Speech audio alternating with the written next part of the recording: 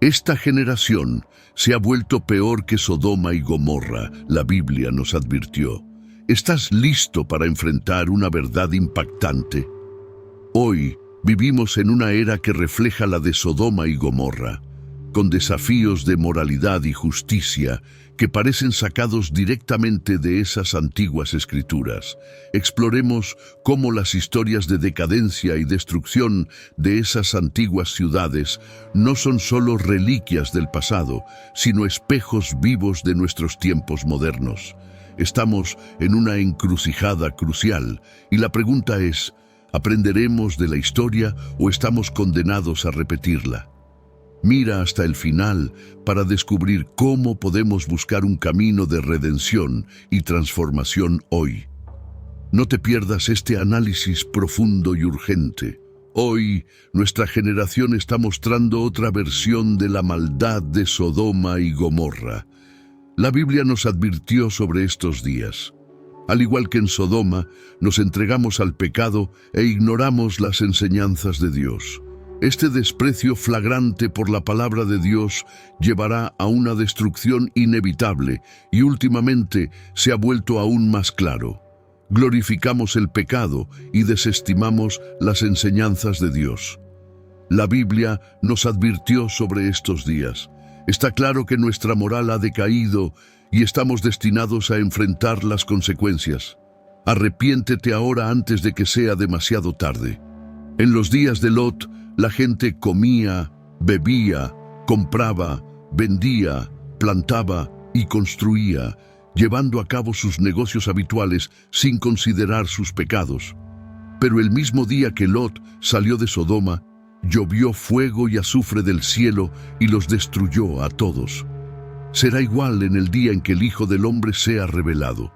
En ese día, quien esté en la azotea con sus pertenencias en la casa, no debe bajar para tomarlas, y asimismo, quien esté en el campo, no debe regresar. Recuerda lo que le pasó a la esposa de Lot cuando miró hacia atrás. Quien busque salvar su vida, la perderá, y quien pierda su vida en este mundo, la salvará del pecado y la separación de Dios. Les digo, en esa noche cuando el Mesías venga nuevamente, habrá dos personas durmiendo en una cama. Una será llevada en juicio y la otra, la creyente, será dejada. Habrá dos mujeres moliendo juntas. Una, la no creyente, será llevada en juicio y la otra, la creyente, será dejada. Dos hombres estarán en el campo. Uno será llevado y el otro será dejado. Y le preguntaron, ¿dónde, Señor? Él respondió, donde esté el cuerpo, allí se reunirán los buitres. Lucas 17, 28, 37. Jesús usó el ejemplo del tiempo de Sodoma para explicar cómo el mundo será juzgado. La destrucción que cayó sobre Sodoma y Gomorra en los días de Lot ocurrió en la mañana. El día anterior parecía como cualquier otro día para los hombres de Sodoma. Así será el día en que el Hijo del Hombre sea revelado. Aunque el mundo parezca continuar con sus rutinas normales antes del diluvio y el juicio de Sodoma y Gomorra, Jesús dijo que habrá cierta normalidad en el mundo cuando Él sea revelado.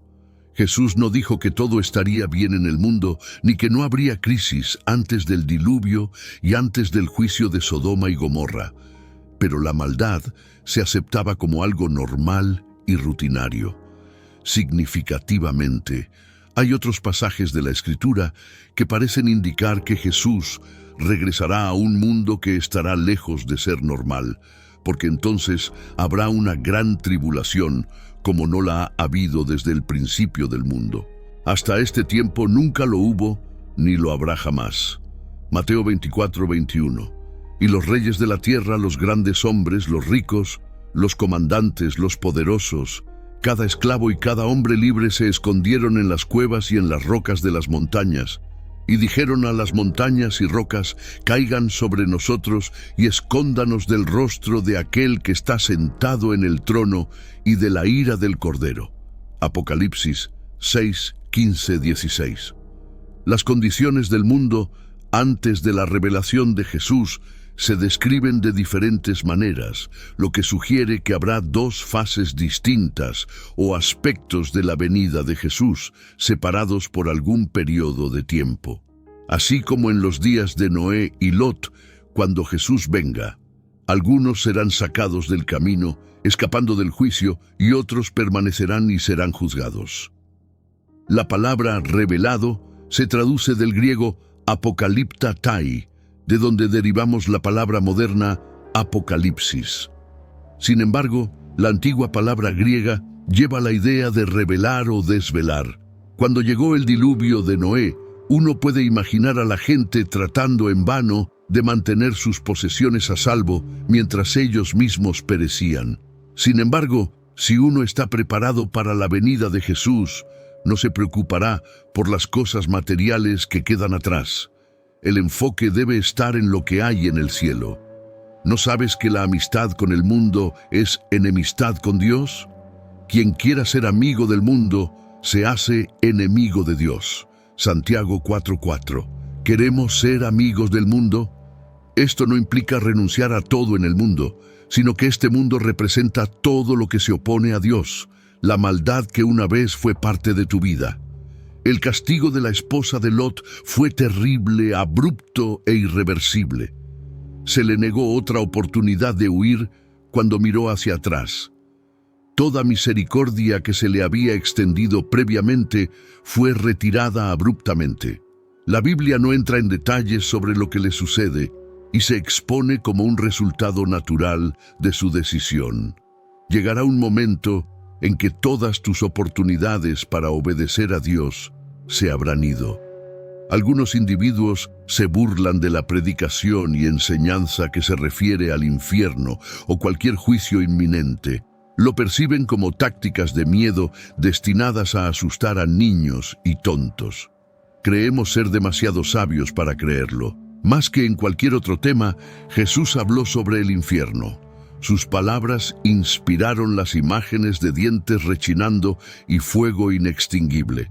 Considera los innumerables ejemplos de personas que tuvieron la oportunidad de hacer lo correcto y luego perdieron esa oportunidad para siempre. El faraón, Nadab y Abiú, Coré y su banda, Judas Iscariote, y así sucesivamente. Las lecciones de la esposa de Lot siguen siendo relevantes. Dios todavía está listo para condenar a todos los hombres, y su palabra sigue siendo no mirar atrás. ¿Huirás de la venganza de Dios en la sangre de Jesús? Deja que los ángeles de Dios te lleven de esta ciudad a la seguridad. Leemos que esa noche habrá dos hombres en una cama. Uno será llevado y el otro será dejado. Este pasaje a menudo se aplica al rapto, el término usado para la venida de Jesús por su pueblo en un momento en que el mundo parece seguir sus rutinas normales de vida. Jesús prometió que regresaría a la tierra para llevar a su pueblo con él. Después de su resurrección, Jesús ascendió al cielo y los discípulos fueron testigos de su ascensión. Hechos 1:9-11. Después de decir estas cosas, fue llevado mientras ellos miraban y una nube lo ocultó de su vista. Mientras miraban fijamente al cielo, dos hombres vestidos de blanco se pusieron junto a ellos y dijeron: «Hombres de Galilea, ¿por qué están mirando al cielo? Este mismo Jesús que ha sido llevado de ustedes al cielo regresará de la misma manera en que lo vieron irse al cielo». Dos puntos destacan en estos versículos. Primero, el Jesús que regresa a la tierra la segunda vez es el mismo Jesús que vivió aquí en la tierra con nosotros y volvió al cielo después de su resurrección. Y segundo, regresará a la tierra de la misma manera en que ascendió al cielo. ¿Cómo ascendió Jesús al cielo después de su resurrección? ¿Fue en secreto? No. Los discípulos lo vieron literalmente elevarse en el aire hasta que una nube ocultó su vista. Como resultado, estos versículos indican que Jesús regresará a la tierra de la misma manera, no en secreto.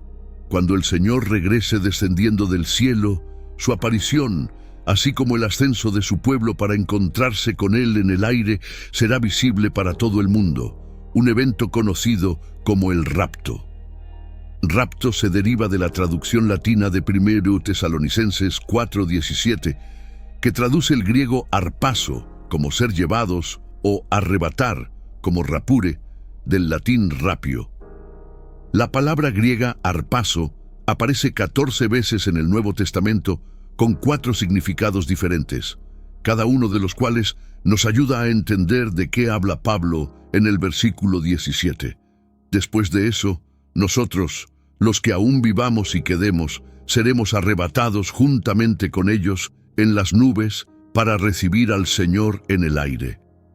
Y así estaremos con el Señor para siempre. Jesús se dirigió a sus discípulos, que claramente eran creyentes, en Juan 14:1-3, prometiéndoles preparar un lugar para ellos en la casa de su Padre. Ellos, al igual que los cristianos ahora, eran miembros de la familia de la fe. Podemos traducir fácilmente 1 Tesalonicenses 4:17 como seremos arrebatados para encontrarnos con el Señor en el aire, lo cual sería totalmente aceptable. La palabra rapto es un término fascinante y convincente. La palabra griega es arpazo. Varios pasajes del Nuevo Testamento usan esta palabra para darnos una imagen clara de cómo será el rapto. En primer lugar, 3 veces en Juan 10 se usa la palabra describiendo a un lobo arrebatando una oveja del redil. Es violento y repentino. Aquí hay una lista de las características que implica el rapto. Sucederá sin advertencia, será repentino y violento, y no habrá tiempo para prepararse. Habrá una separación repentina, dramática y eterna de personas muy cercanas. 2 mujeres trabajando en el molino, 2 hombres trabajando en el campo, e incluso 2 personas compartiendo la misma cama. Cuando ocurra el rapto, una será arrebatada y la otra será dejada. ¿Cuál de estas seremos, arrebatados o abandonados?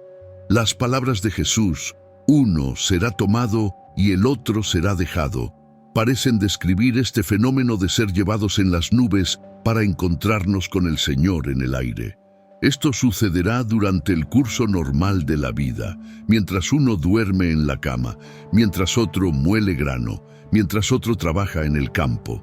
La clave es estar preparado, ya que Jesús vendrá de repente y en un momento inesperado.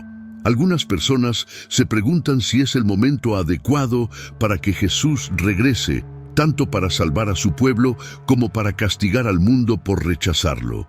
Podemos decir esto con bastante certeza. La Biblia habla sobre cómo será el mundo políticamente, económicamente, espiritualmente, socialmente y militarmente antes de que Cristo regrese. Es justo decir que las condiciones existen hoy y el escenario está preparado. 2 de estos pasajes proféticos describen sociedades históricas reales y Jesús nos dice que debemos ser conscientes de ellas. Él dice que en el día de su venida, el mundo será como en los días de Noé y Lot. ¿Cuáles eran las características distintivas de estas sociedades y cómo se compara nuestro mundo? En los días de Lot, Jesús compara los tiempos finales no solo con los días de Noé, sino también con los días de Lot. Ezequiel, capítulo 16, dirigido a la ciudad de Jerusalén, compara a Jerusalén con Sodoma. El Señor dice que las abominaciones cometidas por Jerusalén y Judá eran peores que las de sus predecesores paganos, los hititas, amorreos, Samaria o Sodoma.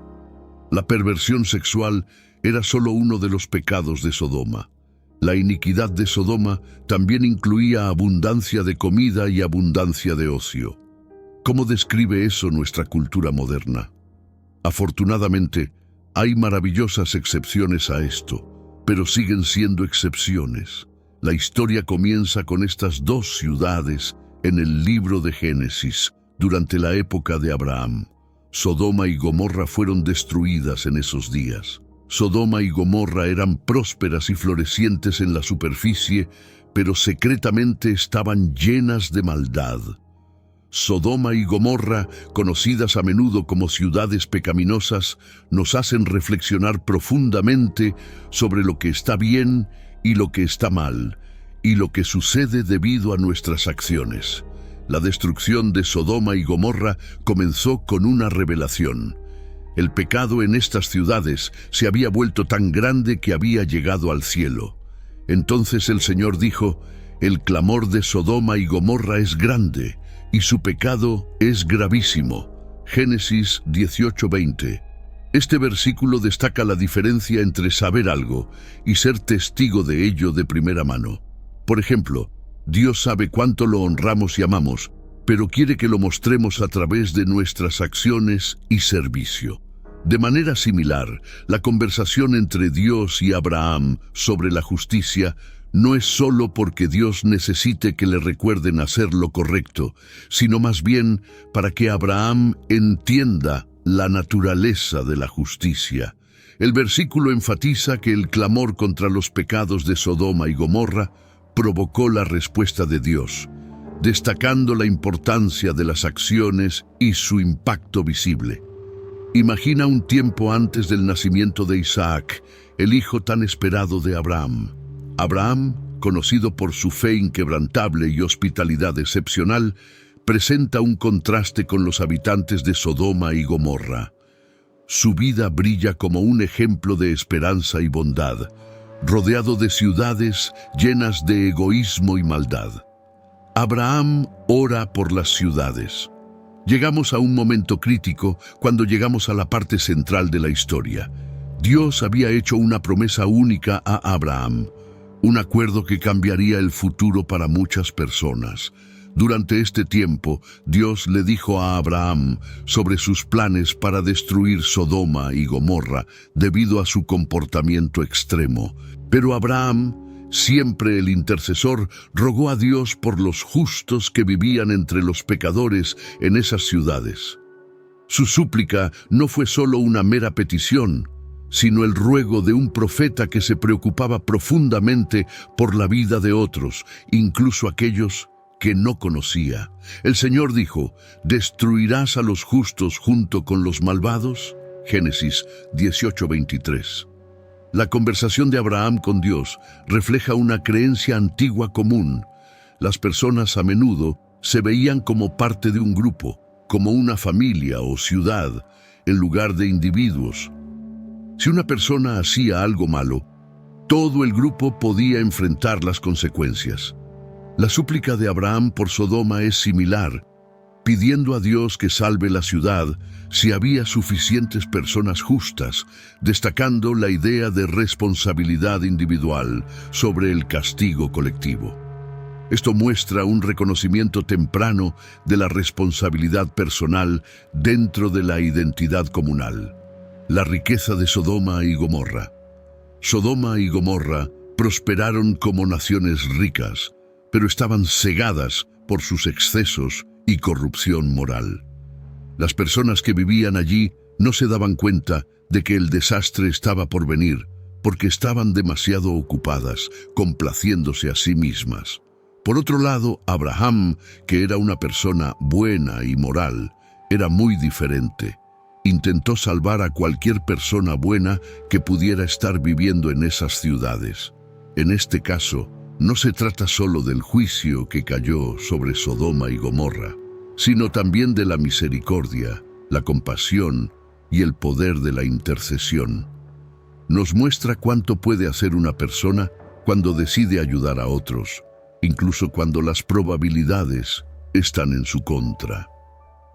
Las vidas de las personas. A medida que la historia avanza, conocemos a las personas principales que viven en estas ciudades. Sus vidas están compuestas de diferentes decisiones y acciones, y cada una juega un papel en lo que les sucede. No se trata solo de lo que ocurrió en el pasado, es como un espejo que muestra nuestras propias vidas y el mundo en el que vivimos. Esta historia insinúa fuertemente lo que sucederá más adelante. Nos recuerda que nuestras acciones pueden llevar a resultados que no pueden ser cambiados y que podrían afectar muchas cosas. Esta advertencia sobre los peligros de dejar que la moral se deslice muestra lo importante que es vivir una vida basada en buenos valores. El aumento del pecado. El pecado de Sodoma y Gomorra ha sido objeto de mucho debate e interpretación. Las opiniones tradicionales a menudo citan la lujuria y la depravación como la principal ofensa, como se evidencia por las acciones de la gente de la ciudad hacia los ángeles que visitaron a Lot. Diferentes interpretaciones coinciden en que los pecados de Sodoma y Gomorra eran complejos, no solo involucrando delitos sexuales, sino también una falta de cuidado y respeto por los demás. La historia en Génesis 19 y otras partes de la Biblia, como en 2 Pedro y Judas, muestran un patrón de acciones dañinas y sin ley que afectaron profundamente a personas buenas como Lot. Entonces, ¿cuáles fueron exactamente estos pecados? El pecado principal de Sodoma y Gomorra fue una mezcla de problemas, incluyendo inmoralidad sexual, falta de hospitalidad, orgullo y violencia. Con todo esto hay uno que se destaca y que a menudo se pasa por alto, y si sigues hasta el final, entenderás por qué. En Génesis 19, los hombres de Sodoma mostraron una falta de hospitalidad junto con intenciones violentas hacia los invitados de Lot. Pero aquí es donde realmente se revela la oscuridad, la hospitalidad de Lot.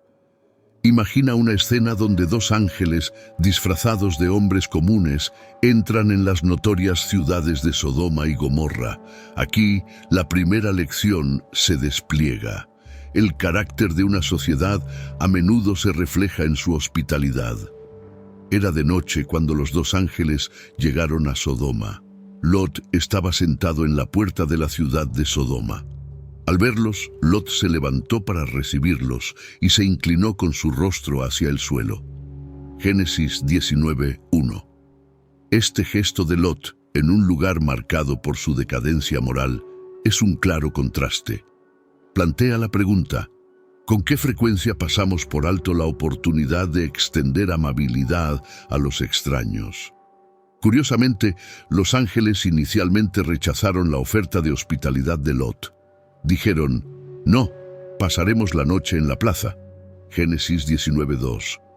Lot insistió en que los ángeles se quedaran con él. Esta parte de la historia te hace pensar, ¿por qué los ángeles dijeron no al principio?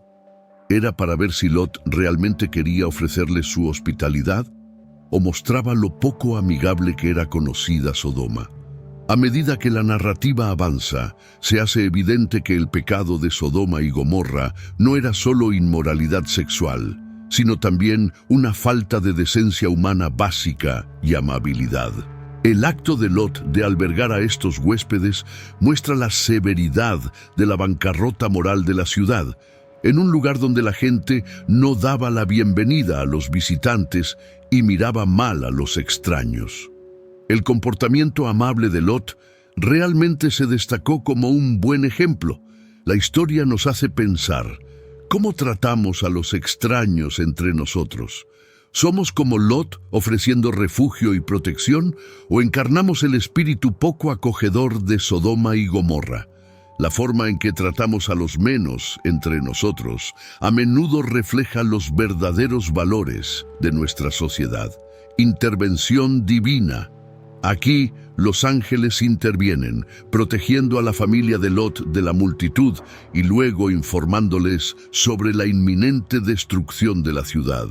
Y los dos hombres, los ángeles, preguntaron a Lot: ¿tienes aquí a alguien más? Un yerno, tus hijos e hijas, quien quiera que tengas en la ciudad, sácalos de aquí, porque estamos destruyendo este lugar. El clamor de juicio contra ellos ha crecido tanto ante el Señor que el Señor nos ha enviado a destruirlo. Génesis 19, 12, 13. Esta declaración prepara el escenario para una narrativa intensa de urgencia y escape. Lot, el sobrino de Abraham, está en Sodoma y estos ángeles le instruyen urgentemente que reúna a su familia y huya. La urgencia es palpable en Génesis 19:15. Al amanecer, los ángeles instaron a Lot a darse prisa diciendo: «Levántate, toma a tu esposa y a tus 2 hijas que están aquí, para que no perezcas en el castigo de la ciudad». A medida que la historia avanza, hay una cuenta regresiva hacia la destrucción.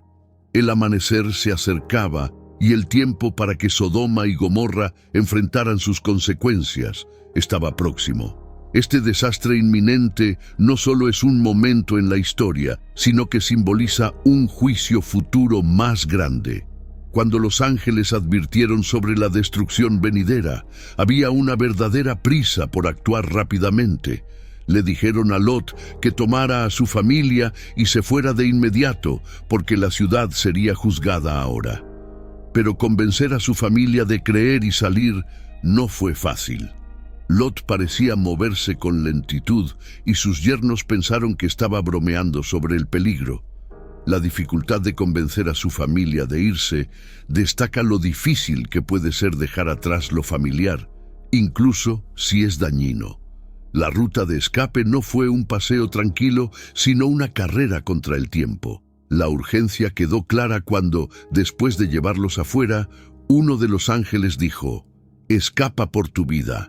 No mires atrás ni te detengas en ningún lugar del valle. Escapa a las montañas o serás consumido». Génesis 19:17.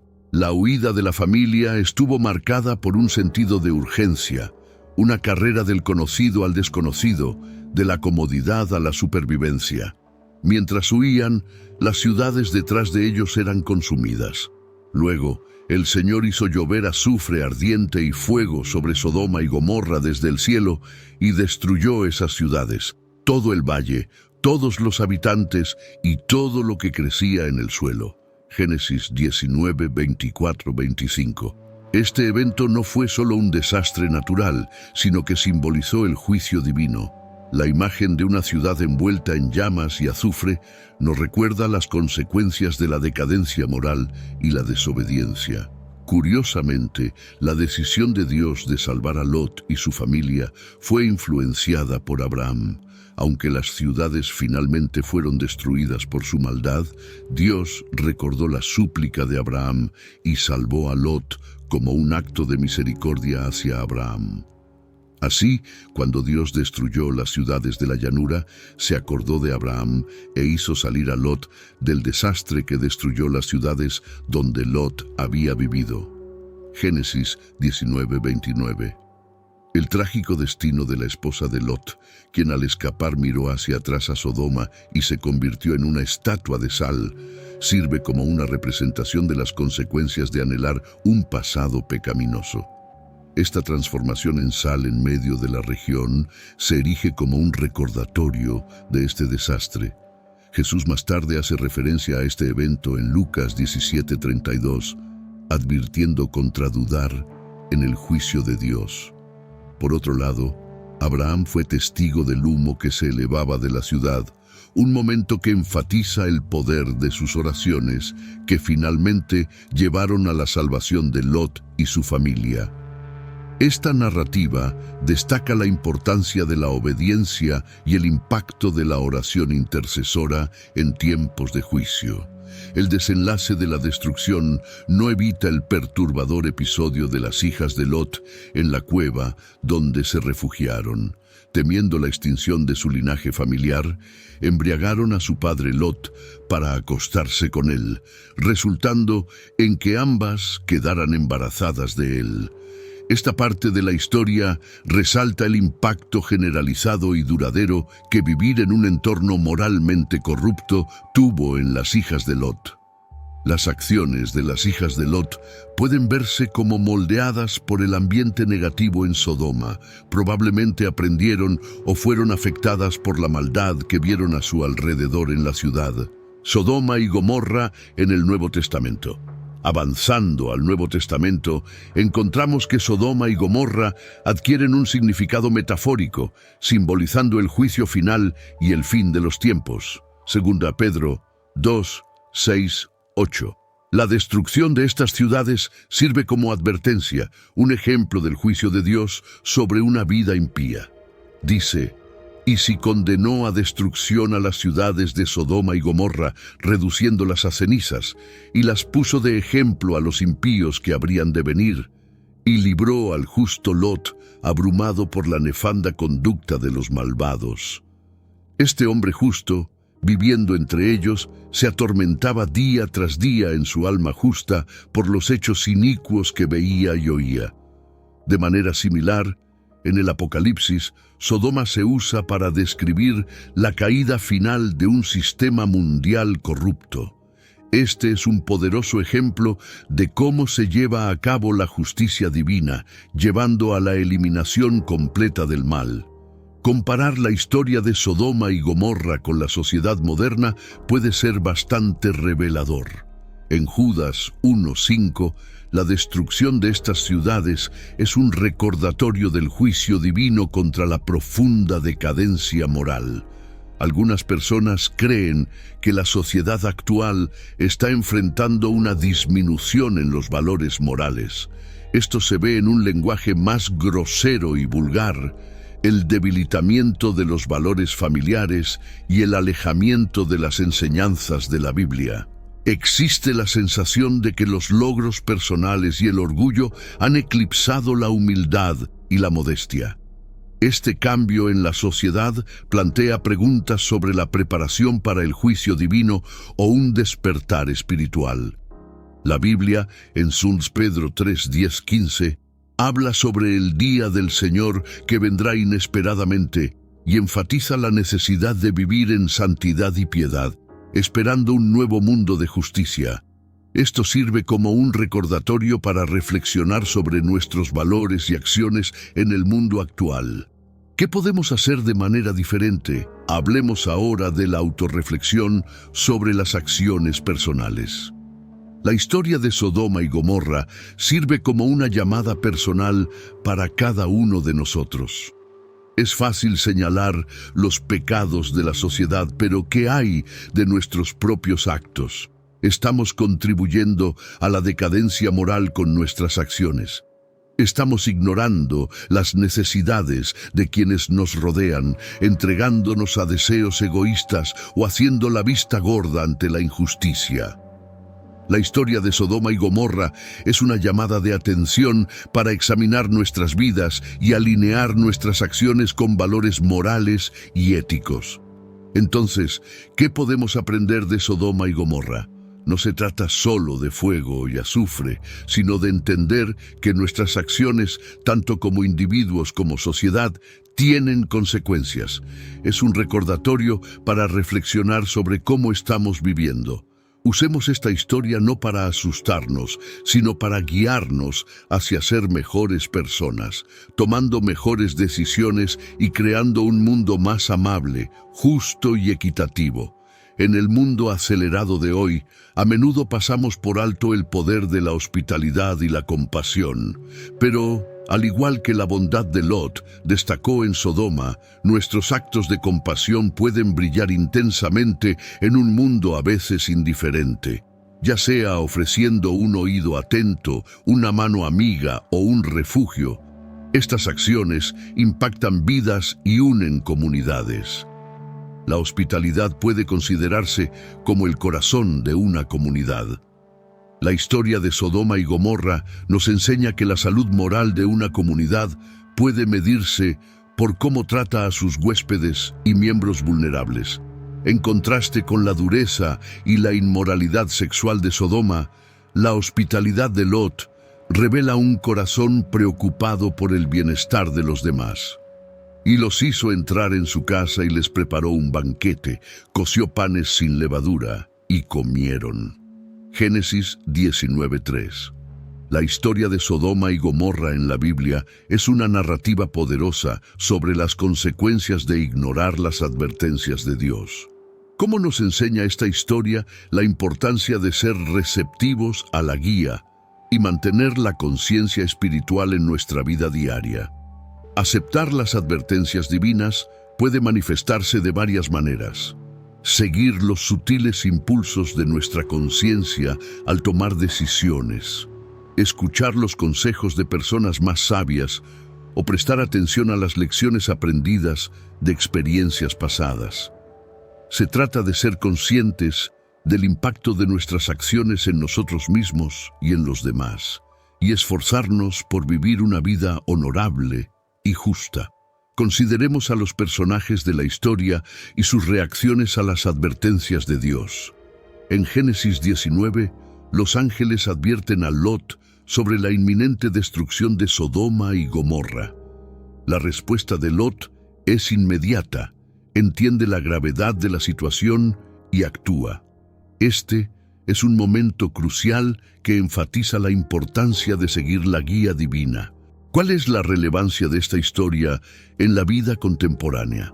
En nuestro mundo acelerado, es fácil quedar atrapados en la búsqueda de bienes materiales y descuidar nuestro bienestar espiritual. La historia de Sodoma y Gomorra nos recuerda mantenernos espiritualmente conscientes y escuchar la guía que se nos presenta, ya sea a través de las Escrituras, la conciencia o las experiencias de la vida. La conciencia espiritual no se trata solo de la observancia religiosa, sino de estar en sintonía con las implicaciones morales y éticas más profundas de nuestras acciones. Se trata de reconocer las señales y advertencias en nuestras vidas y tomar medidas proactivas para alinearnos con un camino de rectitud y compasión. ¿Cómo resistimos esta decadencia moral? Comienza con la autoconciencia. Debemos examinar constantemente nuestras acciones e intenciones, preguntándonos si estamos contribuyendo positivamente a nuestra comunidad. Pasos prácticos incluyen el voluntariado, ser conscientes de nuestro consumo y abstenernos de la inmoralidad sexual. Se trata de vivir una vida que valore la empatía y la amabilidad por encima del egoísmo y la indiferencia. Alentar a las personas a mantener valores morales no se trata solo de predicar, sino de liderar con el ejemplo. Se trata de crear un entorno donde la integridad, la honestidad y la compasión sean valoradas y celebradas. Podemos hacer esto siendo responsables de nuestras acciones, tomando decisiones éticas y defendiendo lo que es correcto, incluso cuando es difícil. Nuestras elecciones personales tienen un efecto dominó en la sociedad. La Biblia nos advierte: no os engañéis, Dios no puede ser burlado. Todo lo que el hombre sembrare, eso también segará. Gálatas 6:7. Esto significa que nuestras acciones, sean buenas o malas, tienen consecuencias. Al elegir vivir con integridad, contribuimos a una sociedad más justa y compasiva. De la historia de Sodoma y Gomorra se destaca el valor de mantenerse espiritualmente consciente y puro. Abraham, una figura clave, muestra esto cuando se entera de la próxima destrucción de la ciudad. En lugar de simplemente aceptarlo, habla con Dios buscando entendimiento y esperando una intervención. Esto muestra su conciencia espiritual y su compromiso con la justicia y la compasión. La alerta y el deseo de alinearse con lo que Dios quiere en nuestro mundo moderno se traducen en buscar constantemente una conexión con Dios en nuestra vida diaria. No significa solo seguir rituales religiosos a ciegas, sino entender los significados y valores más profundos detrás de ellos. Al hacerlo, podemos tomar decisiones más informadas y moralmente correctas que resuenen con nuestra fe. Fomentar una conexión más profunda con la fe no se trata solo de paz personal, sino de crear una sociedad que mantenga estándares morales y éticos más altos. La gente de Sodoma y Gomorra carecía de esta conexión, lo que llevó a su caída final. Los hombres de Sodoma eran extremadamente malvados y pecadores contra el Señor, sin vergüenza en su pecado abierto ante Él. Génesis 13:13. La desconexión de la guía espiritual llevó a la decadencia social. ¿Qué significa esto para nosotros hoy?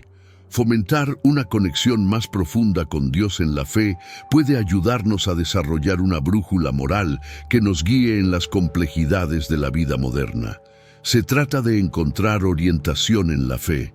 Finalmente, discutir los beneficios de una vida espiritualmente arraigada en el mundo moderno es crucial. La historia de Sodoma y Gomorra sirve como una advertencia, un recordatorio de lo que puede suceder cuando una sociedad se aparta colectivamente de los valores espirituales. En contraste, una vida espiritualmente arraigada ofrece numerosos beneficios. Proporciona un sentido de propósito, nos guía en la toma de decisiones éticas y fomenta un espíritu comunitario basado en valores compartidos y respeto mutuo. Por ejemplo, el principio bíblico de amar al prójimo puede ser una luz guía en nuestras interacciones, promoviendo la bondad, la empatía y la comprensión en un mundo a menudo marcado por la división y el conflicto. Amarás a tu prójimo como a ti mismo, buscando desinteresadamente el bien mayor para los demás. Gálatas 5:14. Esta es una aplicación directa de la guía espiritual en la vida cotidiana. La historia de Sodoma y Gomorra, vista a través del lente de la búsqueda de la guía divina, ofrece ricas lecciones para nuestro mundo moderno. Es un llamado a ser espiritualmente conscientes, a profundizar nuestra conexión con la fe y a disfrutar de los beneficios de una vida espiritualmente arraigada. Al hacerlo, no solo enriquecemos nuestras propias vidas, sino que también contribuimos a crear una sociedad más justa, compasiva y moral. Abracemos este viaje de fe con corazones y mentes abiertos. Estamos viviendo en un sistema torcido. En estos tiempos, parece que el cuerpo de Cristo está presenciando una generación que se ha desviado mucho de las enseñanzas de Dios. Muchos de nosotros miramos a nuestro alrededor y vemos comportamientos y actitudes que parecen incluso peores que los de Sodoma y Gomorra. La Biblia nos advertía sobre las consecuencias del orgullo y el pecado, y ahora más que nunca debemos prestar atención a esas advertencias. La Biblia nos dice en Proverbios 16:18, antes del quebrantamiento es la soberbia, y antes de la caída, la altivez de espíritu. Este versículo explica el peligro del orgullo, que fue una de las principales razones de la caída de Sodoma y Gomorra. Estas ciudades eran prósperas y vivían en lujo, descuidando a los pobres y necesitados, pero el mayor pecado fue su orgullo, que los llevó a apartarse de Dios y volverse hacia la inmoralidad sexual. La historia de Sodoma y Gomorra es un poderoso recordatorio del juicio de Dios contra el pecado. En la sociedad actual vemos comportamientos y actitudes que reflejan los pecados de esas antiguas ciudades. Esta generación a menudo se ve como peor que Sodoma y Gomorra, y la Biblia nos advirtió sobre las consecuencias de tal decadencia moral. El juicio de Dios sobre Sodoma y Gomorra es uno de los capítulos más controvertidos del Antiguo Testamento. Algunas personas argumentan que el Dios del Antiguo Testamento es diferente del Nuevo Testamento. Lo ven como colérico en el Antiguo Testamento y misericordioso en el Nuevo Testamento. Sin embargo, Jesús mismo hizo referencia al juicio de Sodoma y Gomorra para advertir sobre el juicio aún peor que vendrá en los tiempos finales. Esta advertencia se repite a lo largo de la Biblia, mostrando que el mismo Dios que juzgó esas ciudades un día juzgará al mundo. Una de las lecciones clave de Sodoma y Gomorra es que el pecado no pasa desapercibido para Dios. Los habitantes de estas ciudades eran culpables de numerosos pecados, incluyendo inmoralidad sexual, arrogancia, glotonería y negligencia hacia los pobres y necesitados. La sociedad moderna a menudo glorifica comportamientos que la Biblia condena, y este cambio en los estándares morales refleja una profunda ceguera espiritual. Ignorar las advertencias de Dios es otra señal de nuestros tiempos. Así como los futuros yernos de Lot ignoraron sus advertencias sobre la destrucción inminente, muchas personas hoy son sordas a la palabra de Dios. Se burlan de la idea del juicio divino y continúan en sus caminos pecaminosos, creyendo que no hay consecuencias para sus acciones. Otra característica de esta generación es la procrastinación. En lugar de actuar sobre las advertencias y cambiar sus caminos, muchos posponen la decisión de arrepentirse y buscar a Dios. La historia de Sodoma y Gomorra es un recordatorio urgente de la necesidad de tomar decisiones morales y espirituales ahora, antes de que sea demasiado tarde. Al responder al llamado y la ley de Dios, Lot mismo dudó en dejar Sodoma, y los ángeles tuvieron que arrastrarlo a él y a su familia fuera de la ciudad. Este retraso en responder a la advertencia de Dios refleja una falta de urgencia y seriedad sobre los asuntos espirituales. Muchas personas, hoy en día, también posponen el arrepentimiento, pensando que tienen mucho tiempo para reconciliarse con Dios. La indecisión es otro problema que afectó a la familia de Lot y que continúa afectando a las personas hoy. La esposa de Lot miró hacia atrás con añoranza a Sodoma y se convirtió en una estatua de sal. Este acto de mirar hacia atrás simboliza un corazón dividido, desgarrado entre el mundo y el llamado de Dios. Jesús advirtió que quien pone la mano en el arado y mira atrás no es apto para el reino de Dios. El juicio final de Sodoma y Gomorra sirve como una advertencia para nosotros hoy. La Biblia menciona repetidamente la destrucción de estas ciudades para recordarnos que el juicio de Dios es real y severo. El propio Jesús advirtió que sería más tolerable para Sodoma y Gomorra en el día del juicio que para aquellos que lo rechazan ahora. La historia de Sodoma y Gomorra es un recordatorio sobrio de las consecuencias del pecado.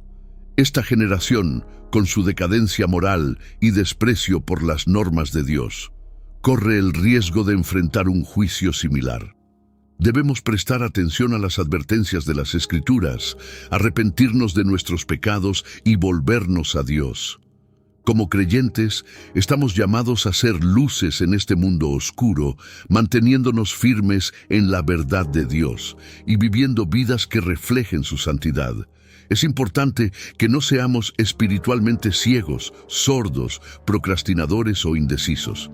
En cambio, vivamos con urgencia y compromiso con el llamado de Dios, sabiendo que su juicio se acerca.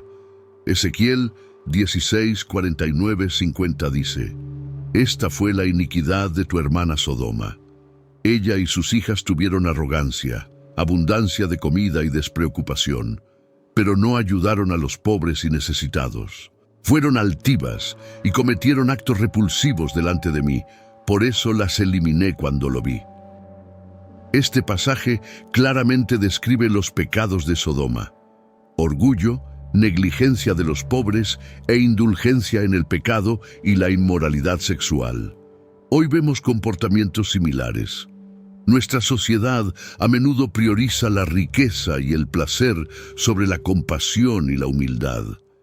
Nos hemos convertido en una generación que glorifica el comportamiento pecaminoso y rechaza las enseñanzas de la Biblia. Dios es un Dios de santidad interna y externa, y no tolerará el orgullo y la arrogancia. Traerá juicio sobre aquellos que lo rechazan a Él y a sus mandamientos. Como nación, necesitamos humillarnos y volver a Dios. Debemos reconocer nuestros pecados y buscar su perdón. 2 Crónicas 7:14 dice: Si mi pueblo, que lleva mi nombre, se humilla y ora, busca mi rostro y se aparta de sus malos caminos, yo lo escucharé desde el cielo, perdonaré su pecado y sanaré su tierra. Este es un llamado al arrepentimiento. Debemos alejarnos de nuestros pecados y buscar el rostro de Dios. Solo entonces podemos esperar sanación y restauración. Necesitamos volver a los principios de amor, compasión y humildad que Dios nos ha enseñado. La historia bíblica de Sodoma y Gomorra sirve como una advertencia contundente sobre el poder destructivo del pecado. El amor de nuestra sociedad por las malas acciones no permanece estancado. Según Pablo en 2 Timoteo 3:13, pero los malos hombres y los engañadores irán de mal en peor, engañando y siendo engañados. Esto parece estar sucediendo en nuestro país hoy. La sensibilidad al pecado ha disminuido significativamente y toleramos comportamientos que habrían sorprendido a las generaciones anteriores. Génesis 5:19-21 dice: Las obras de la naturaleza pecaminosa son evidentes: inmoralidad sexual, impureza, sensualidad, irresponsabilidad total, falta de autocontrol, idolatría, hechicería, hostilidad, conflictos, celos, arrebatos de ira, disputas, disensiones, facciones que promueven herejías, envidia, embriaguez, comportamiento desenfrenado y otras cosas semejantes. Os advierto, como lo hice antes, que los que practican tales cosas no heredarán el reino de Dios. Nuestra sociedad glorifica cada vez más el pecado, haciéndolo más aceptable y respetable. Esta glorificación ocurre a través de varios canales: políticas gubernamentales, medios de comunicación, televisión, películas, videos, escuelas y deportes. Muchos cristianos, lamentablemente, han aceptado esta normalización del pecado, sintiéndose impotentes para cambiarlo. Como creyentes, a veces contribuimos a esta glorificación cuando permitimos o alentamos a nuestros hijos a participar en actividades que promueven comportamientos pecaminosos, viendo películas o videos que respaldan y glamorizan la blasfemia, el asesinato, la desnudez y la inmoralidad sexual. Efesios 5:11 dice: No participéis en las obras infructuosas de las tinieblas, sino más bien reprendedlas. Participar en estas actividades mundanas puede legitimarlas a los ojos de los demás. Esta mundanidad aceptable puede ser tolerada por la sociedad e incluso por algunos cristianos, pero no es aceptable para Dios. Santiago 4:4 dice: Adúlteros, ¿no sabéis que la amistad con el mundo es enemistad con Dios? Por tanto, cualquiera que quiera ser amigo del mundo se constituye en enemigo de Dios. El llamado a la humildad y al arrepentimiento en Filipenses 2:12-16 dice: Así que, amados míos, como siempre habéis obedecido, no solo en mi presencia, sino mucho más ahora en mi ausencia, ocupaos en vuestra salvación con temor y temblor.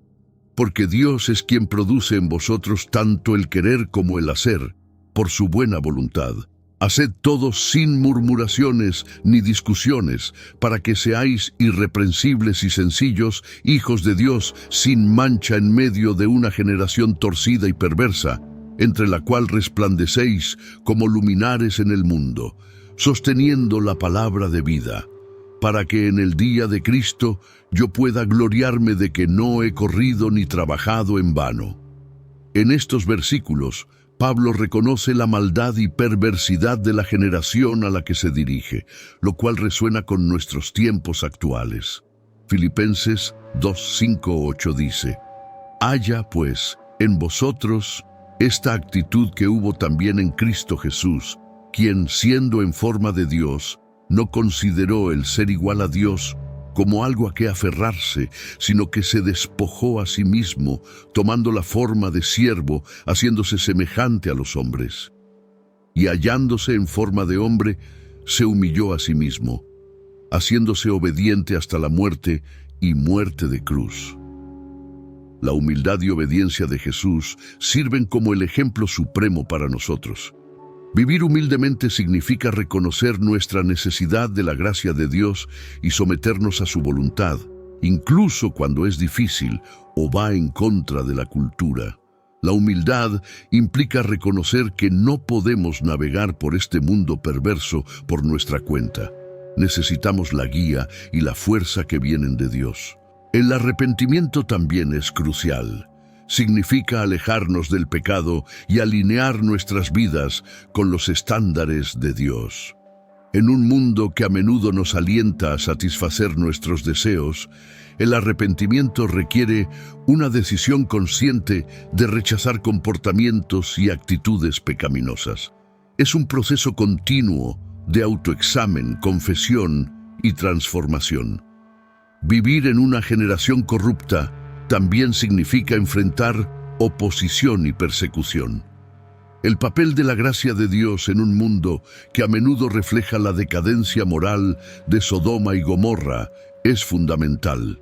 Comprender el papel de la gracia de Dios se vuelve extremadamente importante a pesar de la generalizada pecaminosidad y la rebelión contra los principios divinos.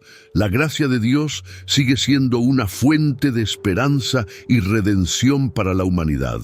La historia de Sodoma y Gomorra es un recordatorio del juicio de Dios contra el pecado.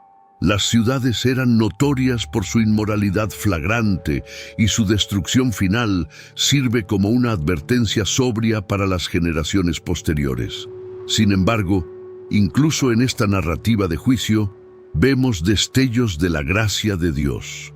Lot y su familia fueron salvados por la misericordia de Dios y la intercesión de Abraham.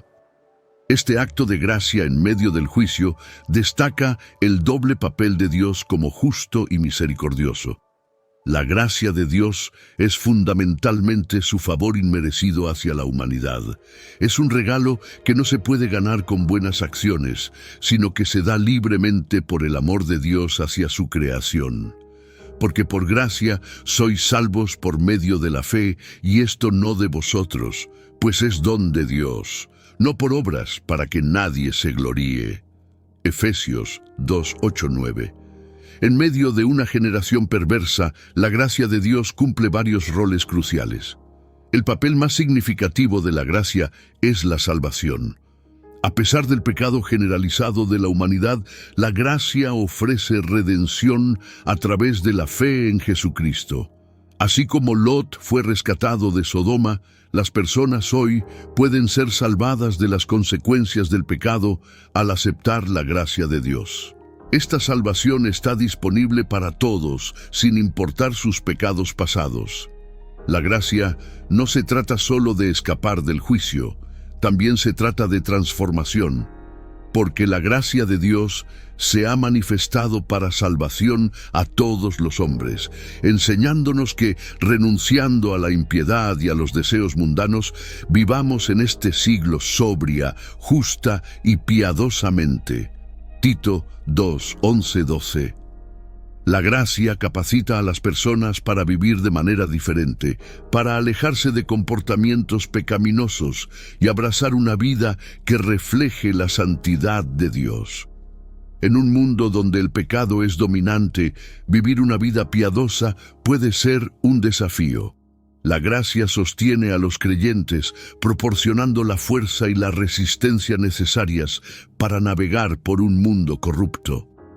La gracia también permite a los creyentes ser testigos del amor y la verdad de Dios. Para que seáis irreprensibles y sencillos, hijos de Dios sin mancha en medio de una generación torcida y perversa, en la cual resplandecéis como luminares en el mundo. Filipenses 2:15. Sodoma, un lugar como el nuestro. La Biblia presenta un concepto complejo de cómo será el mundo a medida que el presente siglo llega a su fin, a través de muchos pasajes proféticos diferentes. Lucas 17:26 dice: Como fue en los días de Noé, así también será en los días del Hijo del Hombre. Esto reúne varios eventos y tendencias significativas que, en combinación, harán que los días inmediatamente antes del fin del presente siglo sean un período especial e inusual en la historia humana. Jesús nos dice que debemos estar atentos a las sociedades históricas que describe la Biblia. Él dice que en el día de su venida, el mundo será como en los días de Noé y de Lot. ¿Cuáles eran las características distintivas de estas sociedades y cómo se compara nuestro mundo actual? Las similitudes son sorprendentes. Jesús compara los tiempos finales no solo con los días de Noé, sino también con los días de Lot. En Lucas 17:26-30 dice: Como fue en los días de Noé, así también será en los días del Hijo del Hombre. La gente comía, bebía, se casaba y se daba en matrimonio hasta el día en que Noé entró en el arca. Entonces vino el diluvio y los destruyó a todos. Lo mismo ocurrió en los días de Lot. La gente comía y bebía, compraba y vendía, plantaba y edificaba. Pero el día en que Lot salió de Sodoma, llovió fuego y azufre del cielo y los destruyó a todos. Así será el día en que el Hijo del Hombre sea revelado. ¿Cómo era la vida antes del diluvio? En los primeros capítulos de la Biblia, especialmente en el libro del Génesis, encontramos un mundo muy diferente al nuestro, un mundo antes del gran diluvio. Esta era a menudo envuelta en capas de interpretaciones. Es un tiempo de la humanidad temprana marcado por largas vidas, interacciones divinas y una cercanía con Dios. En la historia de la creación, personajes como Adán, Eva, Caín, Abel y eventualmente Noé nos dan una idea de una vida que parece relacionable. Numerosas fuerzas se unieron para causar el diluvio.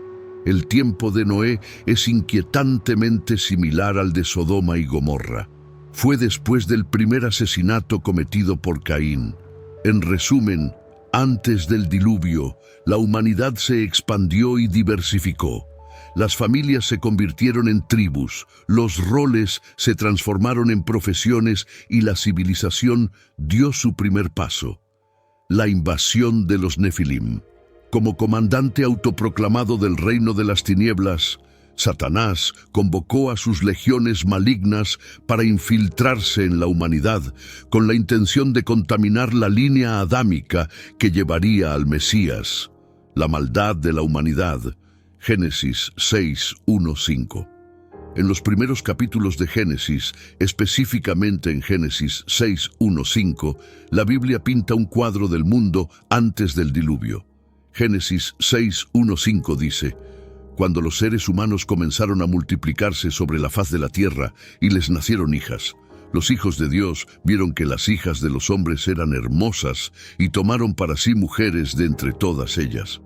Entonces el Señor dijo: Mi espíritu no permanecerá en el hombre para siempre, porque él no es más que carne, sus días serán 120 años. Los Nefilim estaban en la tierra en aquellos días y también después cuando los hijos de Dios se unieron a las hijas de los hombres y tuvieron hijos con ellas. Estos fueron los héroes de la antigüedad, hombres de renombre. El Señor vio que la maldad de la humanidad era grande en la tierra y que toda inclinación de los pensamientos del corazón humano era solo mala todo el tiempo. La tierra no era un lugar de paz o bondad, sino uno lleno de pecado, violencia y corrupción moral. Imagina un mundo donde las personas están consumidas por sus propios deseos, siempre buscando hacer lo que quieren sin importar el costo para los demás. La honestidad, la integridad y la bondad no son virtudes celebradas o siquiera entendidas. En su lugar, el engaño y la manipulación reinan. Todos buscan su propio beneficio y el tejido mismo de la sociedad se desgarra por el egoísmo y la maldad. En tal ambiente, las familias no son santuarios de amor y apoyo, sino campos de batalla, de engaño y traición. Los vecinos no se cuidan entre sí, sino que buscan explotarse unos a otros. Los gobiernos no son instituciones de justicia, sino sistemas de opresión que sostienen el poder de los fuertes sobre los débiles. Ahora, inserta en este mundo caótico un desarrollo inusual: los Nefilim. Los Nefilim eran especiales y no como las personas comunes. Eran muy fuertes y grandes. Parecían empeorar los problemas del mundo. Eran admirados, temidos y tal vez incluso adorados, alejando a la gente aún más del verdadero Dios que los había creado. Su poder los hacía objetos de fascinación, pero eran parte de un mundo que se hundía cada vez más en el caos y el pecado. Fue en este contexto que Dios vio la maldad de la humanidad, tanto espiritual como moral. El dolor de Dios por la creación. La humanidad, la joya de la creación, había perdido su camino. En lugar de vivir en armonía unos con otros y con el mundo, las personas estaban consumidas por la violencia, la maldad y el engaño. Dios miró su creación y sintió un inmenso dolor. La Biblia dice: y el Señor se arrepintió de haber hecho al hombre en la tierra y le dolió en su corazón. Génesis 6:6. Fue un dolor divino, una tristeza tan profunda que trasciende la comprensión humana. Imagina a un padre con el corazón roto por las acciones de un hijo descarriado, pero infinitamente magnificado. Y así, en su gran dolor, Dios tomó una decisión difícil. Génesis 6:7 dice: Entonces el Señor dijo, Dios dijo, borraré de la faz de la tierra a la humanidad que he creado, junto con los animales, los reptiles y las aves del cielo, porque me arrepiento de haberlos hecho.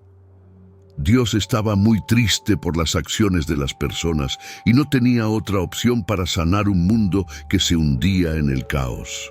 Noé, un hombre justo. Pero incluso en medio de este oscuro capítulo de la historia humana, había un rayo de esperanza, un hombre llamado Noé. Génesis 6:8 dice: Pero Noé halló gracia ante los ojos del Señor. El mundo se había desviado, pero Noé se destacó como un faro de esperanza, un hombre de integridad y fe. Noé descendía del linaje de Adán, pasando por Set, Enoc, Caín y varios otros ancestros que mantuvieron la justicia a través de las generaciones. Eventualmente, este linaje llevó a Noé, un hombre que no solo portaba la antorcha, sino que la dejaba brillar intensamente en su vida. Noé también era un hombre de familia. Tenía 3 hijos, Sem, Cam y Jafet. Como padre amoroso y esposo fiel, inculcó en sus hijos las mismas virtudes que él llevaba en su corazón. A pesar de la oscuridad que lo rodeaba, el hogar de Noé era un santuario de piedad. Incluso cuando Dios compartió su dolorosa decisión de limpiar la maldad de la tierra con un diluvio que ahogaría a todos los seres vivientes, la fe de Noé no vaciló. Entendió la gravedad de la tarea que tenía por delante y la aceptó con un corazón pesado pero resuelto.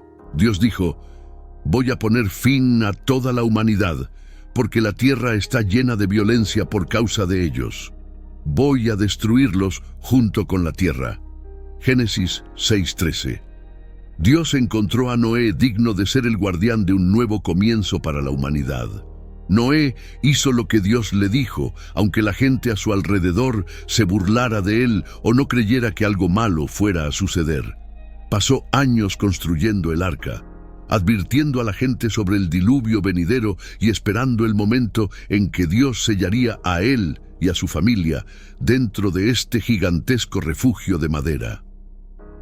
Dios dijo a Noé: El fin de toda carne ha llegado ante mí, porque la tierra está llena de violencia por causa de ellos.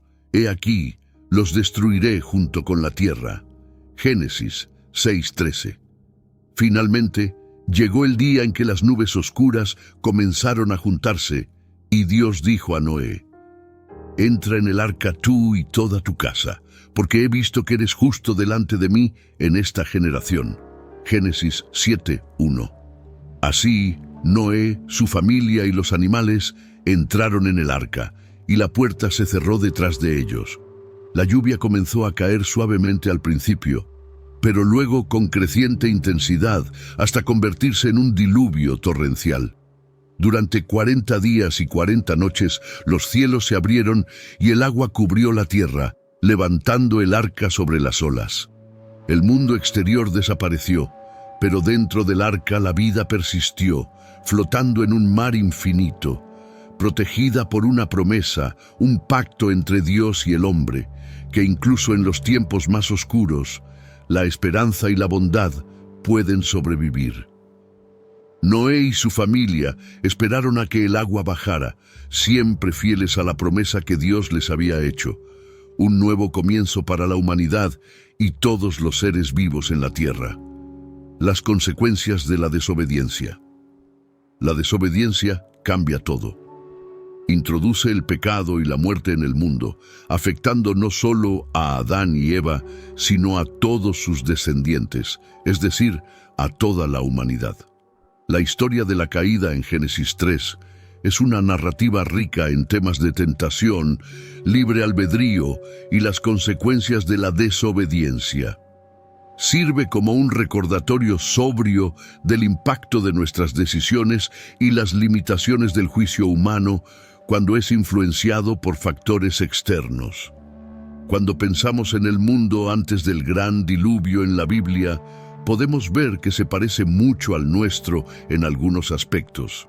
La historia no es solo algo que sucedió hace mucho tiempo, es una advertencia sobre lo que puede salir mal cuando las personas dejan de ser buenas y hacer lo correcto. Al igual que Noé, fue un buen hombre incluso cuando todos a su alrededor eran corruptos ante Dios. Nosotros también vivimos en un mundo donde a veces es difícil saber qué es lo correcto y lo incorrecto. Así como Noé escuchó a Dios e hizo lo correcto, nosotros también podemos intentar ser buenas personas.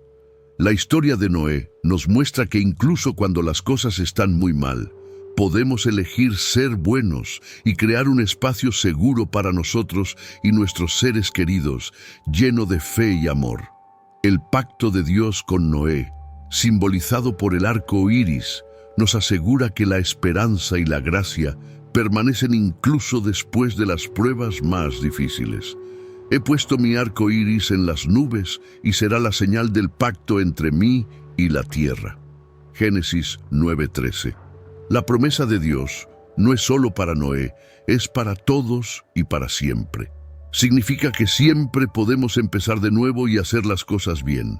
Hay un aspecto final de los últimos días que Jesús señala y que estaba presente en las sociedades tanto de Noé como de Lot. Jesús habla sobre estas actividades en Lucas 17, 27, 28. La gente comía, bebía, se casaba y se daba en matrimonio, hasta el día en que Noé entró en el arca. Entonces vino el diluvio y los destruyó a todos. Lo mismo ocurrió en los días de Lot. La gente comía, bebía, compraba, vendía, plantaba y edificaba. Jesús menciona 8 actividades específicas: comer, beber, casarse, darse en matrimonio, comprar, vender, edificar y plantar. No hay nada intrínsecamente pecaminoso en ninguna de estas actividades. Entonces, ¿cuál era el problema? El problema era que estaban tan inmersos en esas actividades que no reconocieron los tiempos en los que vivían. Resumiría ese problema en una palabra: materialismo. Estaban tan inmersos en lo material que ya no tenían comprensión ni alerta para lo espiritual y lo eterno. El rasgo final de los días de Noé y Lot, entonces, era el materialismo. ¿Cuánto materialismo hay en el mundo hoy? Diría que la civilización occidental está prácticamente inundada de él y no está excluida de la iglesia. Hay muchos cristianos que son tan materialistas en sus corazones como los no creyentes. Tal vez sean un poco menos demostrativos al respecto, tal vez no sea tan evidente en sus estilos de vida, pero están absorbidos por el materialismo. Jesús nos advirtió que si somos absorbidos por el pozo del materialismo, no estaremos listos cuando Él venga. Estaremos en la misma categoría que las personas de los días de Noé y Lot. Para comprender los días previos al regreso de Jesús, necesitamos entender cómo eran los días de Noé. Vamos a examinar el libro del Génesis para encontrar los elementos esenciales de los días de Noé y Lot. Aunque hemos presentado los elementos malignos que eran evidentes en esos tiempos, también es importante mostrar el lado positivo. A pesar de la maldad rampante, había aspectos positivos en los días de Noé y Lot. En Génesis 6:9 se dice: estas son las generaciones de Noé. Noé era un hombre justo y perfecto en sus generaciones y caminó con Dios. Había un hombre entre toda esa gente que tenía una relación íntima y personal con Dios. Dios podía hablar con él y decirle cómo veía la situación y el juicio que iba a llevar a cabo. Para nosotros, como creyentes, Noé establece un patrón que debemos seguir. Noé y su familia fueron los únicos sobrevivientes de esa tragedia. Parece claro que solo aquellos que viven como Noé y su familia sobrevivirán hoy en día. Aunque hay mucho que es malvado y aterrador en la imagen de los días de Lot, y mucho que también coincide con los aspectos malvados y aterradores de nuestro tiempo, también debemos mirar el lado positivo. Necesitamos ver que nunca hay una situación para la cual Dios no tenga una respuesta preparada de antemano. Dios dará a sus siervos una advertencia sobrenatural de lo que está por venir y nos mostrará cómo sobrevivir. También envía ángeles para ayudar, proteger y liberar. Podemos esperar estas cosas buenas de Dios en nuestros últimos días. La batalla en el libro de Apocalipsis. En el libro final de Apocalipsis, Jesús regresa a la tierra con un ejército del cielo. Finalmente, llegamos al evento al que Apocalipsis ha estado mirando hacia adelante, la magnífica venida de Cristo a la tierra para derrotar a sus adversarios y establecer su reino aquí. Viene al mundo con sus santos. Entonces vi el cielo abierto, y he aquí un caballo blanco, y el que lo montaba se llamaba Fiel y Verdadero, y con justicia juzga y hace guerra. Sus ojos eran como llama de fuego, y en su cabeza había muchas diademas. Tenía un nombre escrito que nadie conocía, sino él mismo. Estaba vestido con un manto teñido en sangre, y su nombre es llamado el Verbo de Dios.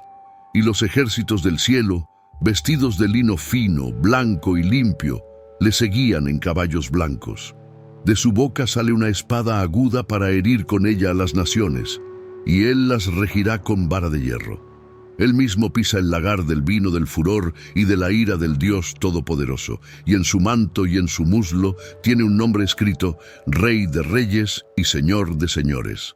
Apocalipsis 19, 11, 16. Leemos: Entonces vi el cielo abierto. Hay un sentido en que todo lo anterior en el libro de Apocalipsis es un preludio a esta revelación de Jesucristo. Ahora regresa a la tierra con poder y gloria. La súplica de Isaías 64, 1, 2 se cumple. Oh, si rompieses los cielos y descendieras, las montañas temblarían ante tu presencia. Como el fuego enciende el matorral, como el fuego hace hervir el agua, para dar a conocer tu nombre a tus adversarios, que las naciones tiemblen ante tu presencia. Esta oración por la liberación estará en los labios de las personas que sobrevivan a la gran tribulación. Clamarán a Jesús como su Mesías para ser liberados, y como Jesús dijo en Mateo 23, 39, Os digo que no me veréis más hasta que digáis, bendito el que viene en el nombre del Señor. La gente será puesta bajo una tremenda presión por el anticristo y la persecución será terrible. Pero volverán sus corazones hacia Jesús y Él los salvará en esta hora tardía. Cuando Jesús venga, vendrá en un caballo blanco. En los tiempos bíblicos, la mayoría de los soldados eran infantería. Tener un caballo en batalla era una gran ventaja. La capacidad de montar un caballo era un símbolo de honor, poder y rapidez. El color de este caballo simboliza la capacidad de prevalecer. Fiel y verdadero es un título magnífico que muestra que Jesús es el guardián de las promesas, incluyendo sus promesas de juicio.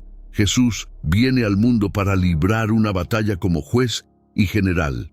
El mundo que antes lo había rechazado lo hace una vez más, pero esta vez Jesús juzgará a aquellos que lo rechazaron. En este pasaje vemos a Jesús no solo como alguien que requiere nuestra atención, sino también como alguien que demanda nuestra sumisión. Es importante recordar que esta manifestación espectacular del juicio solo ocurre al final de un periodo muy largo de gracia, paciencia y misericordia. Este no es un juicio apresurado. Es un juicio que llega después de un tiempo extenso de oportunidad para el arrepentimiento. El carácter de Dios ha sido revelado claramente al mundo a través del ministerio de Jesucristo. Ahora viene a juzgar a un mundo que ha endurecido su corazón y lo ha abandonado por completo en favor de su rebelión. Un conocido comentarista bíblico dice sobre esto: todos estos pasajes apuntan a la triste conclusión de que en el día del juicio será demasiado tarde para que los hombres esperen la misericordia de Dios. No hay nada más inflexible que el juicio divino cuando se ha despreciado la gracia. La escena de juicio terrible que surge de este trasfondo está en clara contradicción con el punto de vista moderno de que Dios está dominado por su atributo de amor. Recordemos que Dios lo hace todo con justicia. Sus ojos eran como una llama de fuego. ¿Por qué sus ojos eran como llamas de fuego? Primero, para discernir los secretos de todos los corazones. No hay secretos que Cristo no vea. No hay pensamiento lascivo ni escepticismo que Cristo no lea. No hay hipocresía, formalismo o engaño que no pueda detectar tan fácilmente como un hombre lee una página en un libro. Sus ojos son como una llama de fuego para leernos por completo y conocernos hasta nuestra alma más íntima. Leemos que en su cabeza había muchas coronas. Jesús llevó una corona de espinas la última vez que la tierra lo vio, pero no en Apocalipsis 19. Ahora lleva muchas coronas. La palabra griega antigua para coronas aquí es diadema, que significa realeza y autoridad, en lugar de stéfanos, que significa logro. Juan 19:1-3 dice: Entonces Pilato tomó a Jesús y lo azotó. Los soldados tejieron una corona de espinas y la pusieron sobre su cabeza y le vistieron con un manto púrpura y se acercaban a él y decían: «Salve, Rey de los judíos», y le daban bofetadas en la cara una y otra vez. El hecho de que lleve muchas coronas demuestra que Jesús posee el máximo nivel de autoridad y poder real. Cuando nos referimos a él como el Rey de Reyes, esto se manifiesta claramente en esta demostración tangible de soberanía completa y absoluta. Estaba vestido con un manto teñido en sangre. La sangre ha sido rociada por todo su manto. Leemos acerca de los ejércitos del cielo. Estos son el pueblo de Dios. Apocalipsis 17:14 y Judas 14:15 hablan de estas personas. De estos también profetizó Enoc, séptimo desde Adán, diciendo: «He aquí, el Señor vino con sus santas decenas de millares para hacer juicio contra todos y convencer a todos los impíos de todas sus obras de impiedad que han hecho impíamente y de todas las cosas duras que los pecadores impíos han hablado contra él». El Hijo de Dios liderará al pueblo de Dios desde el cielo para luchar contra el mal en la tierra. No hay duda de que los ángeles también acompañarán a Jesús y su pueblo en ese momento. Sin embargo, la idea principal es que Jesús liderará al pueblo de Dios.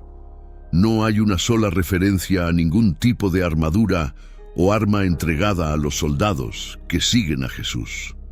La única protección o arma que poseen es también la única que necesitan. Están vestidos con lino fino, limpio y blanco. Luego leemos que de su boca sale una espada aguda. Esto se refiere al poder de su palabra. Cristo conquista por el poder de su palabra. Juan enfatiza que la espada de Jesús sale de su boca 5 veces en el libro de Apocalipsis. Jesús viene a gobernar y reinar en triunfo, a gobernar las naciones con vara de hierro, como se predijo en el Salmo 2. Viene como Rey de Reyes para desplazar a todos los reyes que reinan en la tierra. Invitación a la gran cena. Y vi a un ángel que estaba de pie en el sol y clamó a gran voz, diciendo a todas las aves que vuelan en medio del cielo: «Venid y congregaos para la gran cena de Dios, para que comáis carne de reyes, carne de capitanes, carne de poderosos, carne de caballos y de sus jinetes, y carne de todos, libres y esclavos, pequeños y grandes». Un ángel de pie en el sol muestra cuán brillante brilla este ángel con la gloria de Dios. El ángel puede verse aunque esté ante el sol, y posiblemente brille con aún mayor resplandor. Guerra y victoria de Jesucristo.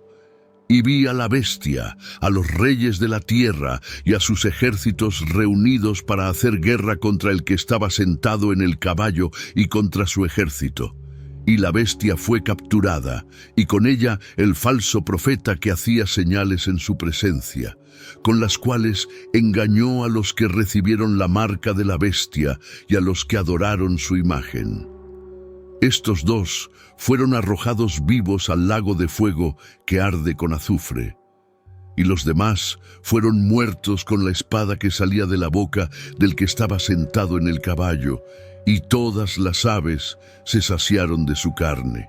Algunos encuentran difícil entender cómo los hombres pueden ser tan tontos como para intentar mantener a Jesús y su ejército celestial fuera de la tierra en una batalla campal. Sugieren que estos ejércitos inicialmente se reúnen para luchar entre sí y luego vuelven su furia contra el Jesús que regresa. Esto puede ser el caso, pero nunca debemos subestimar la necedad y el odio del hombre hacia Dios. Esto es la locura incurable del pecado, que lucha contra un Dios santo, a pesar de sufrir derrota tras derrota. La guerra contra Dios es solo la extensión lógica de la constante rebelión del hombre contra Dios desde la caída. No es más increíble que la idea de que Dios vino a la tierra y los hombres lo asesinaron. Juan no describió una batalla, ya que esto es más un acto de juicio simple que una batalla prolongada. La batalla de Armagedón es una risa de Dios ante el clímax de la arrogancia del hombre. Luego, la bestia fue capturada y con ella el falso profeta. La bestia y el falso profeta reciben un trato especial. Son arrojados vivos al lago de fuego antes de que el gran trono blanco de juicio celebre el tribunal. Apocalipsis 20, 11, 15 dice: «Y vi un gran trono blanco y al que estaba sentado en él, de cuya presencia huyeron la tierra y el cielo, y no se halló lugar para ellos. Vi a los muertos, grandes y pequeños, de pie delante del trono, y se abrieron los libros. Y otro libro fue abierto, que es el libro de la vida. Los muertos fueron juzgados según lo que habían hecho, como estaba escrito en los libros. El mar entregó a los muertos que estaban en él, y la muerte y el Hades entregaron a los muertos que estaban en ellos, y fueron juzgados, cada uno según sus obras. Luego, la muerte y el Hades fueron arrojados al lago de fuego. Esta es la segunda muerte, el lago de fuego. Y si el nombre de alguien no se halló escrito en el libro de la vida, fue arrojado al lago de fuego. El lago de fuego ardiendo con azufre no solo sería intensamente caliente, sino también maloliente y repulsivo. El lago de fuego es lo que normalmente consideramos el infierno. Es real y no hay nada más importante que evitarlo. El contraste entre la facilidad con la que la bestia es capturada y la reunión de los reyes y sus ejércitos destaca la impotencia de la bestia frente a su poderoso conquistador. Los reyes de la tierra se refieren a los 10 cuernos de la bestia, otra forma de describir el poder de la bestia. El falso profeta y la bestia son capturados y arrojados al lago de fuego. Sus seguidores son derrotados por la espada de Cristo. No hay lucha, solo se menciona la posición de los adversarios y la derrota de la bestia. Es posible que Juan esté diciendo que el conflicto ya se ha librado y ganado. Durante el conflicto en el cielo, Satanás fue expulsado del cielo y conquistado por la sangre del Cordero y la palabra del testimonio de sus seguidores. Apocalipsis 12, 7, 9 dice: «Y hubo una gran batalla en el cielo. Miguel y sus ángeles luchaban contra el dragón. El dragón y sus ángeles luchaban, pero no prevalecieron, ni se halló más lugar para ellos en el cielo. Y fue arrojado el gran dragón, la serpiente antigua, llamada Diablo y Satanás, el que engaña al mundo entero. Fue arrojado a la tierra, y sus ángeles fueron arrojados con él». Juan nos muestra la destrucción rápida y definitiva de estas fuerzas demoníacas a manos del Rey de Reyes y Señor de Señores a través de la derrota de la bestia, sus reyes y sus ejércitos. Han encontrado a su Maestro en esta confrontación final. Jesús tomará acción decisiva para resolver el conflicto mundial que se desatará durante la gran tribulación. 4 veces las voces celestiales gritarán: «Aleluya». para celebrar el fin de los problemas que prevalecieron en la tierra durante 7 largos años. Oremos, querido Padre Celestial. Mientras nos reunimos en tu presencia hoy, recordamos las historias de Sodoma y Gomorra, ciudades antiguas que una vez prosperaron, pero que se derrumbaron bajo el peso de sus pecados ocultos. Señor, abre nuestros corazones y mentes mientras reflexionamos sobre las lecciones aprendidas de su caída. Perdónanos, Dios, por las veces que hemos cedido al pecado como lo hicieron las personas en Sodoma y Gomorra.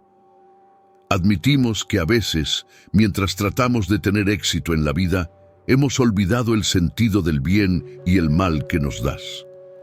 Ayúdanos a ver que ser rico y exitoso no es todo y no muestra nuestro verdadero valor. Muéstranos cómo distinguir entre el verdadero éxito que proviene de tus bendiciones y la tentación engañosa de tener demasiado, lo cual puede llevarnos a tomar malas decisiones. Permítenos estar felices con tu amor y bondad, sabiendo que las verdaderas riquezas vienen de tener un corazón que sigue tu voluntad. Señor, confesamos los susurros ocultos del pecado que pueden persistir en nuestras vidas. Ilumina esos rincones secretos donde albergamos pensamientos, acciones e intenciones contrarias a tu voluntad divina. Concédenos la fuerza para enfrentar y superar estos pecados ocultos, capacitándonos para caminar en la luz de tu verdad. Te pedimos valentía, como la de Lot, quien tuvo que vivir una vida recta en un lugar donde la gente hacía el mal. En nuestra vida diaria, cuando estamos rodeados de cosas que podrían llevarnos a tomar decisiones equivocadas, danos el poder de mantenernos fieles a hacer lo correcto. Ayúdanos, Dios, a evitar las cosas que tratan de atraparnos y apartarnos del camino que quieres que sigamos. Señor, cuando las malas influencias intenten ahogar tu voz en nuestros corazones, ayúdanos a escuchar lo que nos dices. Protégenos de las cosas dañinas que aprovechan nuestros deseos secretos y nos tientan. Haznos más fuertes en nuestra decisión de hacer lo correcto, incluso cuando sea difícil y enfrentemos problemas. Ofrecemos esta oración en el nombre de tu Hijo, Jesucristo, nuestro Señor. Amén.